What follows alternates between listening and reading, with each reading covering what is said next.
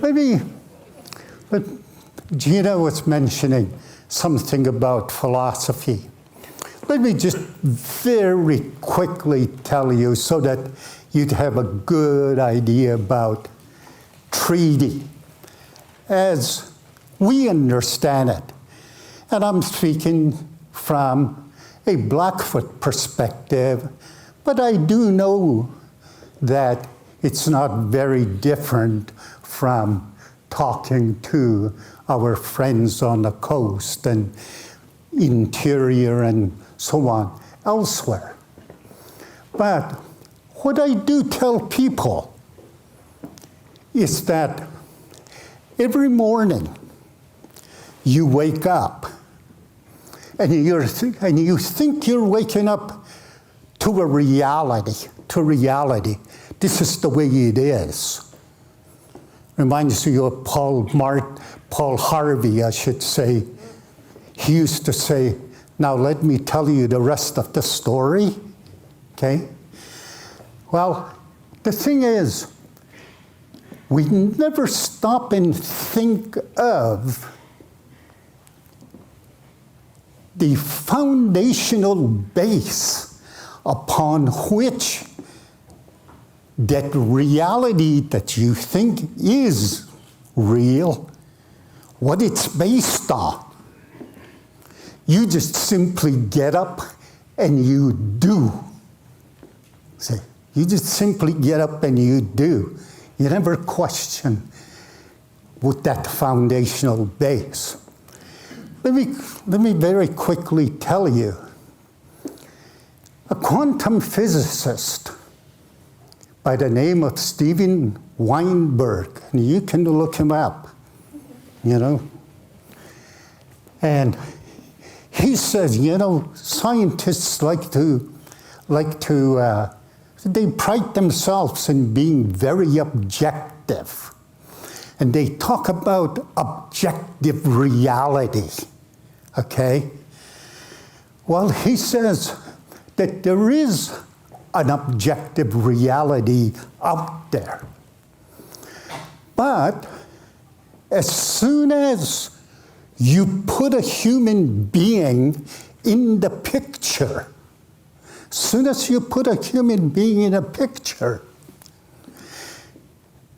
it's not the reality anymore.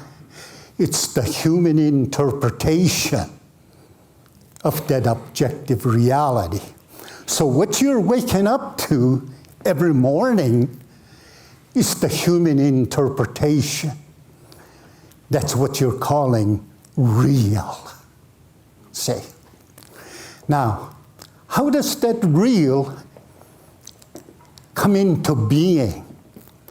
Well, every society that forms, however that society comes into existence, sooner or later, that society claims a territory, okay? They claim a territory. And within that territory, you can say a culture, and I don't like the word culture because there's too much baggage, that anthropologists have brought about. I like to say a collective agreement that forms. And that collective agreement is based on all the totality of the relationships in the environment, in the territory, with the sky, with the plants, with the animals, and so on. And that collective agreement usually consists of three basic things. The theoretical, the etho aspect that we call paradigms or metaphysics, customs. Customs are accepted ways of doing things, and values, social values, which are kind of like social values are incentives. If you do these things, you'll get recognition, you'll get rewards. Or sometimes we use those social values for measurement. You know, are you living up to the standards and so on, say. But those metaphysics are our interpretational tools. They're like a template that consists of,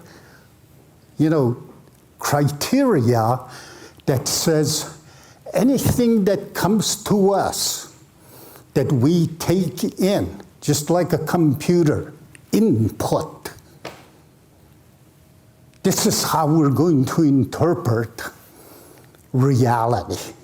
That's what we use for reality structuring. See? And so, when you look at Western, let me just clump European as Western, okay? And like I said, let me look at things from Blackfoot because that's what I think in and speak in. Let me start out, and I'll just very quickly, without going into it very deeply. On the Blackfoot side, we say it's all about flux, constant movement, constant motion, change, transformation, and so on. On the Western side, it's a stagnant world. This is how God made it. It'll be like this forever. See, I used to drink with Einstein. Remember him? He says, God does not play dice with the universe. He was half drunk when he said that.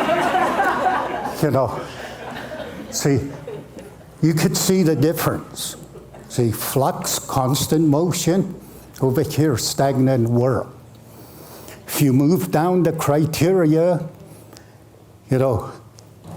over here, that flux is made up of energy waves. Those energy waves is what our elders, when they're talking about spirituality, in fact, the energy waves are the spirit. Over here, it's all about matter. It's a matter, materialistic notions. Okay? If I go on the Blackfoot side again, hey, over here, because everything is in motion, everything is alive. There's nothing in Blackfoot that's inanimate. Everything is alive. Okay? So I can talk about all my relations. So when we talk about all my relations, when elders say all my relations, they're not talking about humans. They're talking about those trees out there. They're talking about those rocks out there and so on. Over here, everything is inanimate except for you and I. See? Everything is, and that's why we think I can do anything I want to the earth and to those trees and so on. They're dead. See? Very different in thinking. On the Blackfoot side, hey, everything is about relationships. It's a web of relationships. Okay, it's all about relationships. On the Western side, it's all about, we may start out broad, but we always come to the point. In other words, hey, one right way, one true God, one right answer, and so on. See? Over here on the Blackfoot side, we always renew things. So in other words, if I'm in grade 7, as I always give as an example, and I ask a grade 3 question, or if I'm in 4th year in university and I ask a 1st year university question, the prof will tell me, you should have known that in your 1st year. Say, get with the program. Say. Whereas on the Blackfoot side, we repeat things all the time. We sing the same songs, we tell the same stories, we do the same ceremonies year in, year out. It's always about repetition. See? And the thing is, the language, reflects that. So in Blackfoot, everything is about action, everything is about process. Over here, it's all about naming things, categorizations. We have a box. We call a noun, we fill in the box. So that, hey, there can be many meanings to one noun, and so on. And over here, probably my biggest reference point is the land. In Blackfoot, I'm always referring to the land. That's why indigenous people always refer to the land. Even though the flux is going to change it, eventually, the land does not change as quick as other things. So at least for the time being, I can hang my hat on it. See? Over here, the biggest referent is time. See? It's the time notion. So, very different. When you understand these differences in basic metaphysics for reality structuring, then start to apply them to notions of things like we're talking about in Nashtisani, or if we want to try and translate it, treaty, very different concept. See? This one is all about relationship. This one over here starts to say, is it a contract? Is it a contractual arrangement? And so on. Say. So, when we talk treaty, treaties are signed by agreements between sovereigns. A lot of people talk in terms of treaty rights, okay? But sovereigns don't have rights. See, they have sovereignty. See, when sovereigns don't agree, even if they've entered into an agreement, when they don't agree, all you have to do is look at Russia and Ukraine. Okay? That's what happens. If the United States were to invade Canada, in spite of treaties that are in place between the two countries,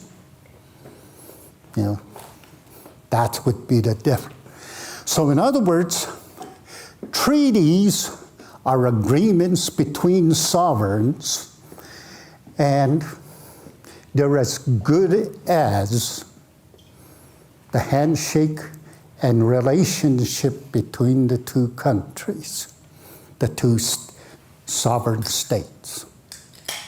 See? So, if you were to keep those thoughts, the metaphysics and what treaties are about in international law, then we go to the notion of the Buffalo Treaty. The Buffalo Treaty came into existence as a result of discussions with elders. One of our students, Paulette Fox, was doing her studies in environmental science and was working with some of our elders. And we were out at one of those meetings, and the discussion about buffalo came up. And the concern of the elders was, being from the plains, that our relationship with these buffalo was so close that our songs, our stories, our ceremonies were based on that relationship between the buffalo and us. So much so that we could say we are the buffalo and the buffalo is us. See? And the concern was, the elders said, we tell those stories to the young, to the youth. They hear the stories, they hear the songs, and sometimes they're even participating in the ceremonies. But when you look out there, there's no buffalo to be seen. It's kind of like, if you're a good Christian, you can have all the Christian beliefs you want,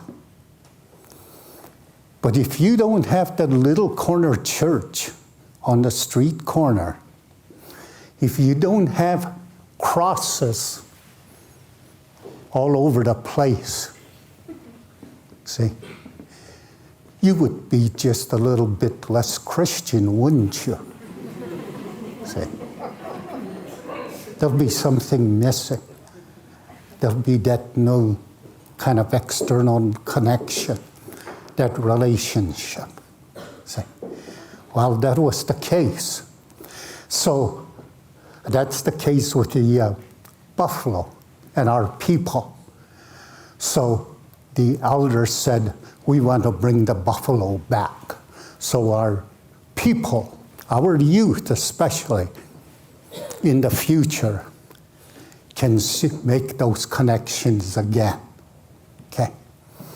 And so, after 5 years or so of what we call buffalo dialogues, where we just invite anybody that was interested would come and talk buffalo stories, experiences, and so on, come together. And after about 5 years, the elders eventually said, okay, I think we're all of one mind. We want to bring the buffalo back. But we can't do it by ourselves. It's an uphill fight.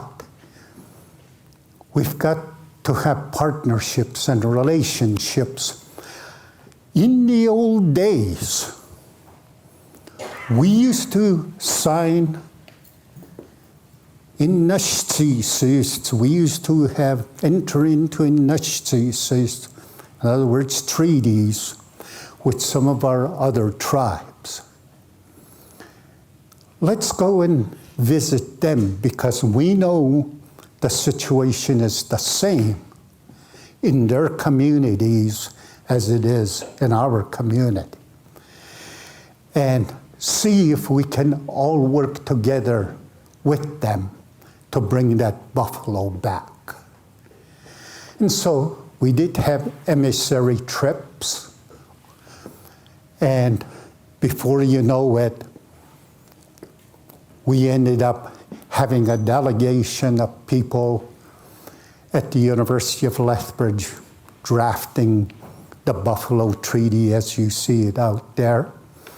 And in September of 2014, the Buffalo Treaty came into existence. Four of the American tribes, Fort Peck in eastern Montana, working westward, Fort Belknap, the Blackfeet Reservation, the Salish Kootenai, just over the mountains, and on the Canadian side, the Blackfoot Confederacy, along with Tsuut'ina or Sarcee, signed the Buffalo Treaty. And since then, there has been close to 50, I forget the exact number, there's close to 50 First Nations that have signed the Buffalo Treaty itself. The Buffalo Treaty, in other words, the signatories, the sovereign signatories to the Buffalo Treaty, have allowed non-sovereigns, in this case, organizations, in other words, NGOs, and individuals who support the terms and ideas behind the Buffalo Treaty to also sign as supporters, not as sovereigns, but as supporters. So we have hundreds of NGOs and probably now thousands of individuals that have signed the Buffalo Treaty. The Buffalo Treaty